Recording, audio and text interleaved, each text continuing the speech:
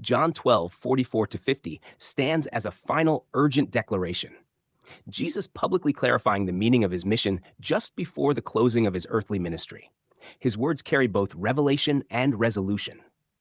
Verses 44-45, seeing the Father through the Son. Jesus cries out that belief in him is not isolated, it is belief in the one who sent him. He removes all distance between God and humanity by presenting himself as the exact expression of the Father. To see him is to see God, not partially, but fully revealed. This eliminates the idea of a hidden or distant deity. God is made known in a personal, visible, and approachable way through Christ.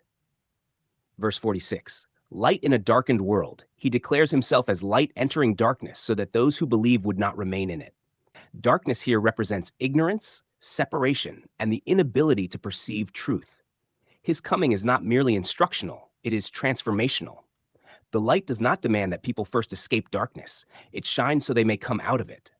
The emphasis is on his initiative rather than human effort. Verses 47-48.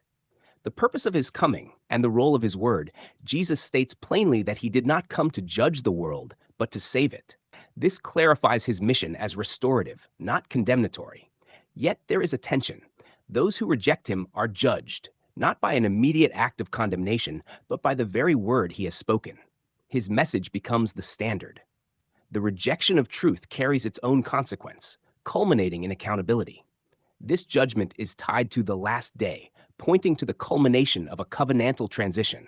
His words anticipate a decisive moment when the old order, centered on law, temple, and national identity, would give way to a new reality centered entirely in him. This no longer be external adherence, but response to the revelation of Christ. Verse 49. Divine origin of his message. Jesus emphasizes that his words are not self-originated.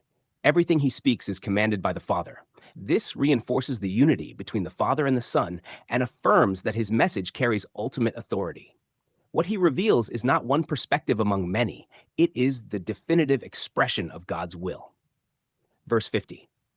The command that is life. He concludes by declaring that the Father's command leads to eternal life. This is not merely future existence, but a present reality, life defined by knowing God through him. The life he brings is not earned or achieved. It is received through believing the message he proclaims. Summary insight.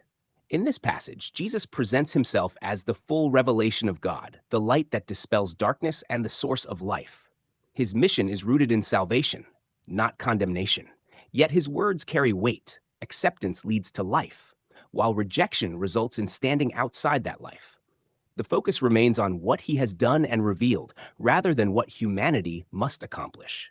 The passage ultimately invites a response: to see, to believe, and to live in the reality that God has made himself known through his Son.